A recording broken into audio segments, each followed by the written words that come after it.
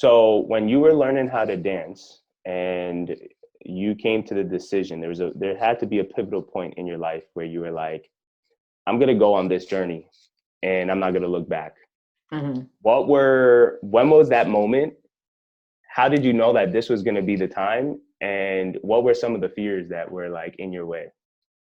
So it's funny. It's funny that you mentioned this. There's actually a speech I gave at Toastmasters on risk and perseverance that goes into this whole when I made that journey. That's available on my YouTube with all the other talks. But basically, it happened. I finished university. So when I was studying in University of Toronto economics and international relations, and I always thought that that was the direction I was going to go. That I would end up in a career either with a foreign government or something diplomatic related, conflict resolution, something like that.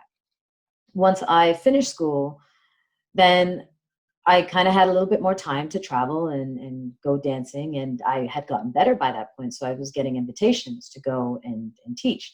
And it was easy for me to take, a day off here from my work, and they didn't really mind. And I've come back with some exciting story about, oh, I went to Israel, I did this, I did that. So they were all very excited about it. But then I started getting more invitations. And I realized that having a full-time job and having this kind of job just would not mesh. So when my contract came up for renewal at this cancer research company that I was working for, I decided not to renew it and decided to give it a shot. And one of the reasons I gave it a shot is because there's a defiance. I don't know how to describe it yet, but there's a certain way that I look at myself with the world. Like, I've gone through a lot of things, a lot of difficult things. I've gone through personal things, financial things, all sorts of stuff. And I've always come out on top. I've always been better. I've always been stronger. And I'm still here, kicking and breathing. So I was thinking about it and I was like, what's the worst that's going to happen? It doesn't work out.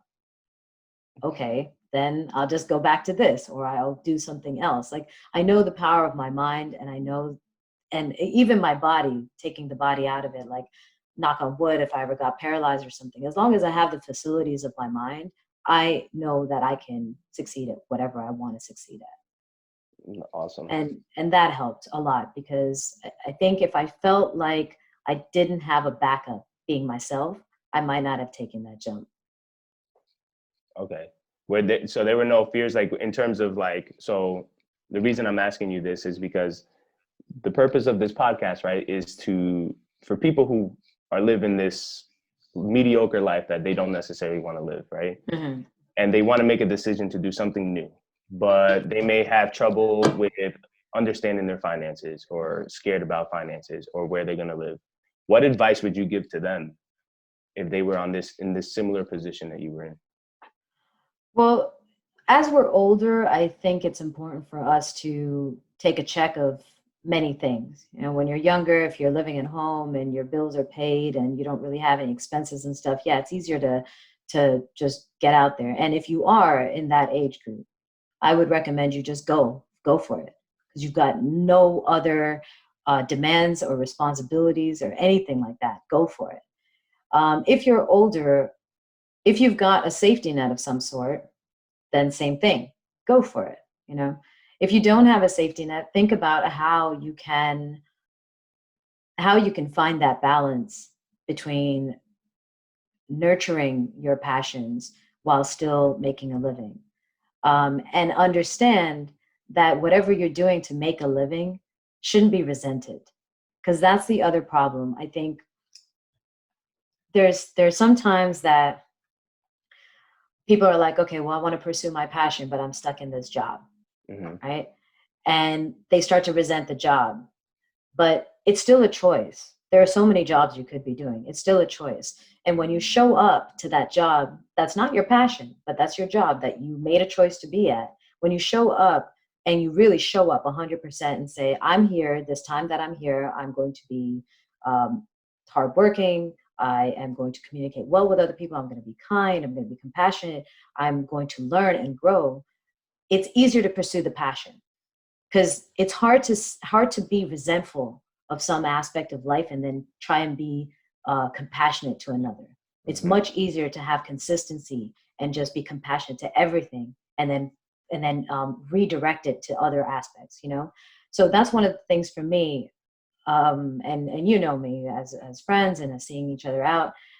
I don't carry a lot of resentment. You know, I'm not upset about a lot of things. I let a lot of things just brush off because it allows me to be better and kinder in my work. It allows me to be better and kinder to my friends when I'm not a bitch to the people that are not my friends. I completely agree with you, because there's studies that show when you have resentment or even fear or anxiety about a certain thing in your life, it's hard to see other solutions. So if you're scared of, let's say, leaving this job, and you have all these how questions and these obstacles that you're looking at, then what happens is you narrow your focus to the amount of solutions that are able to get you to where you want to be. Right. So I think that's a great takeaway that you have, is just showing compassion to just the things that maybe you're not enjoying right now, but you can still learn from. Because, you know, the job that teaches you how to communicate better or read more or present skills, whatever it is, can be transferred to something else. Right. There's always something that we can take away. I think it is a lack of curiosity and open-mindedness that prevents us from seeing all of those lessons and all of the ways that we can grow. Like, people are too stuck in this, well, I've been here doing the same thing. And I'm like, so that means you have routine. That means you have a system. That's amazing. You need those things. You have a skill. Right. You have a skill that you've developed. Yeah. Those are things that you need to succeed in something else that you pursue, you know?